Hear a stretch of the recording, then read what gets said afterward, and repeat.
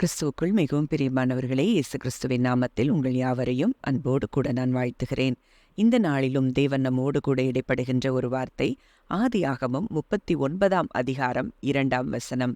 கர்த்தர் யோசேப்போடு இருந்தார், அவன் காரிய சித்தியுள்ளவனானான், அவன் எகிப்தியனாகிய தன் எஜமானுடைய வீட்டிலே இருந்தான். அப்போ இந்த வார்த்தையின் மூலம் தேவன் இன்றைக்கு நம் ஒவ்வொருவரோடும் கூட இடைப்பட விரும்புகிறார். இந்த வார்த்தை சொல்லுகிற காரியத்தை நம்ம பார்ப்போம்னா, கர்த்தர் யோசேப்போடு கூட இருந்தபடியினாலே அவன் காரிய சித்தி உள்ளவனானான் அப்படின்னு சொல்லப்பட்டிருக்கிற வார்த்தையை பார்க்கிறோம். அதுக்கு அடுத்த வசனம் சொல்லுகிற காரியம் என்னன்னா, கர்த்தர் அவனோடே இருக்கிறார் என்றும் அவன் செய்கிற யாவையும் கர்த்தர் வாய்க்க பண்ணுகிறார் என்றும் அவன் எஜமான் கண்டு. அப்போ இன்னைக்கு கர்த்தர் நம்ம கூட இருக்கிறார் அப்படின்னா மற்ற ஜனங்கள் அறிந்து கொள்ளும்படியாய் கர்த்தர் நம்ம செய்கைகளிலோ நம்ம நடக்கைகளிலோ நம்முடைய ஞானத்திலோ அது நிச்சயம் விளங்கும். மற்ற ஜனங்கள் நிச்சயமாய் அதை உணர்ந்து கொள்ளுவாங்க. கர்த்தர் காட்ஸ் ஃபேவர் இவங்க மேல இருக்குது அப்படிங்கிறத உணர்ந்து கொள்ளும்படியாதான் கர்த்தர் நம்ம கூட இருக்கிறாருங்கிறத நீங்க அறிந்து கொள்ளணும்.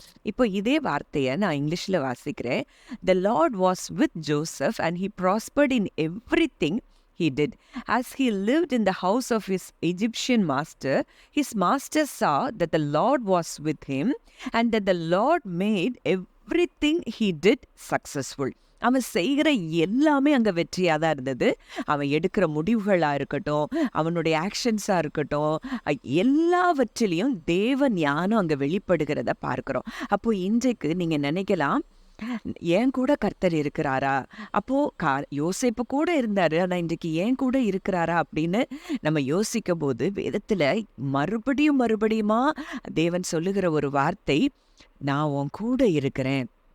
அவருடைய பேரே என்னன்னு பார்த்தோன்னா இம்மானுவேல்.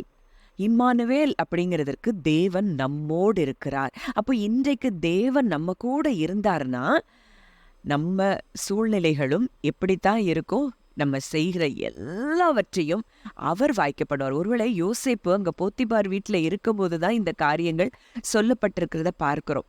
அங்க யோசேப்புக்கு எல்லாமே அவனுடைய தரிசனத்துக்கும் அவனுடைய வாழ்க்கைக்கும் எதுவுமே சம்பந்தம் இல்லாததை போலதான் இருந்தது. ஒருவேளை யோசேப்பு கூட நினைச்சிருக்கலாம், எனக்கு ஒரு உயர்வு உண்டா, எனக்கு உண்டான தரிசனத்திற்கு அது நிறைவேறுதல் ஆகுமா, அப்போ அப்படியெல்லாம் சொல்லி யோசித்திருக்கலாம்.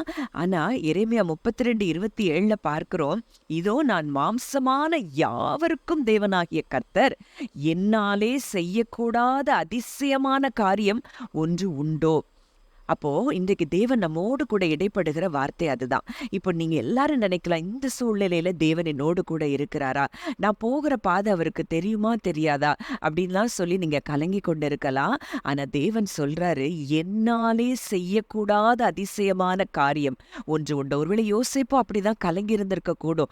நான் செய்யாத தவறுக்கு சிறையில் அடைக்கப்பட்டேனே, சிறையில நான் 2 பேருக்கு நான் தரிசனத்துக்கான விளக்கத்தை சொல்லி அவங்களே என்னைய மறந்து போயிட்டாங்களே, இப்படியெல்லாம் யோசிப்பு நினைச்சிருக்கலாம்.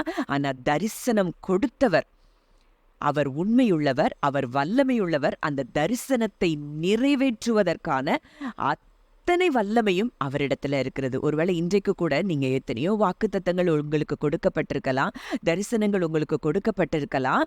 ஆனா அதற்கும் உங்க வாழ்க்கையில இப்ப நடந்து கொண்டிருக்கிற காரியங்களும் எதிர்மறையா இருக்கலாம். ஆனா அது உண்மை இல்லை. ஏன்னா என் வாழ்க்கையில நான் அதை பார்த்திருக்கிறேன். எனக்கு பல வருஷங்களுக்கு முன்பாக தேவன் கொடுத்த வாக்குத்தத்தங்களும் தரிசனங்களும் இதெல்லாம் பார்க்கும்போது இது என் வாழ்க்கையில நடக்குமா அப்படின்னு சொல்லி நான் நினைத்த நாட்கள் உண்டு. இதெல்லாம் எப்படி நடக்கும், எனக்கோ பேச தெரியாது, நானோ எவ்வளோ ஷையா ஃபீல் பண்ற ஒரு ஒரு ஒரு மனுஷி. ஆனா என்ன கொண்டு தேவன் இப்படிப்பட்ட காரியங்கள் எல்லாம் செய்வாரா நான் நினைத்த நாட்கள் உண்டு. ஆனா அந்த நான் இருந்த எனக்கு கொடுக்கப்பட்ட தரிசனத்தின் நாட்களும் என் வாழ்க்கையில எல்லாமே எதிர்மறையான நாட்களா தான் இருந்தது.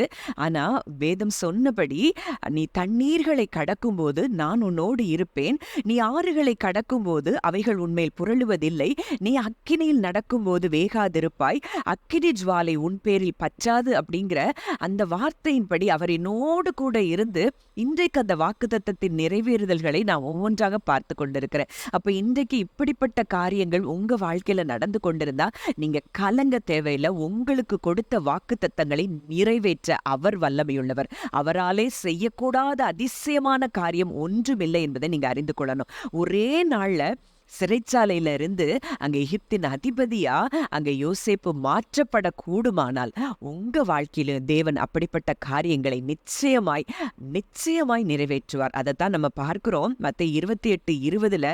இதோ உலகத்தின் முடிவு பரியந்தம் சகல நாட்களிலும் நான் உங்களுடனே கூட இருக்கிறேன் அப்படின்னு அவர் சொல்லி வாக்கு கொடுத்திருக்கிறார். அப்படின்னா இன்றைக்கு அவர் உங்க கூட இருக்கிற காரியமே உங்க வாக்குத்தத்தத்தின் நிறைவேறுதல்களை அவர் முடிய பண்ணுகிறதற்காக. யோசேப்புக்கு ஒருவேளை இது புரியாம இருந்திருக்கலாம். அந்த சூழ்நிலைகள்ல கர்த்தர் என் கூட தான் இருக்கிறாரான்னு கூட ஒரு நினைவுகள் வந்திருக்கலாம்.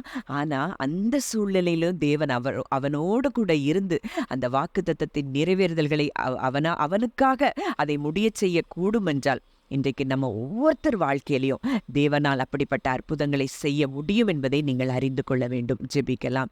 நல்ல தகப்பனே, நன்றியோடு உம்மை துதிக்கிறோம், ஸ்தோத்தரிக்கிறோம் அப்பா. இந்த நாளிலும் எங்களோடு இடைப்பட்ட உம்முடைய வார்த்தையின்படி கர்த்தர் யோசேப்போடு கூட இருந்தார். அவன் காரிய சித்தி உள்ளவனானான் என்று சொன்னபடி அவன் எல்லா வேலைகளிலும் ஆண்டவரே அவனுக்கு நீர் ஜெயத்தை கொடுத்திருப்பீர் என்றால் இன்றைக்கு நீர் எங்களோடு கூட இருக்கிறீர், இன்றைக்கு எங்களுக்குள் நீர் இருக்கிறீர் என்பதை நாங்கள் அறிந்திருக்கிறோம் சுவாமி. இன்றைக்கும் இதை கேட்கிறோம். உம்முடைய ஒவ்வொரு பிள்ளைகளுடைய வாழ்க்கையிலையும் ஆண்டவரே அவர்கள் தரிசனத்தின் நிறைவேறுதல்களுக்குள்ளாக கர்த்தர் நீர் அவர்களை கொண்டு போகிற கிருபைக்காய் நன்றி செலுத்துகிறோம். ஒருவேளை இதுவரைக்கும் எல்லாம் எதிர்மறையா இருந்திருக்கலாம். ஆனா இனி அவர்கள் வாழ்க்கையில் அந்த தரிசனத்தின் நிறைவேறுதலின் நாட்களுக்குள்ளாக தேவன் நீர் கொண்டு வந்திருக்கிறீர் என்பதை விசுவாசித்து உமக்கு நாங்கள் நன்றி செலுத்துகிறோம். இதை கேட்கிற ஒவ்வொருவரையும் இந்த வார்த்தையின்படியே ஆசீர்வதிப்பீராக. இயேசு கிறிஸ்துவின் மூலம் கேட்கிறோம் ஜீவனுள்ள நல்ல பிதாவே, ஆமேன்.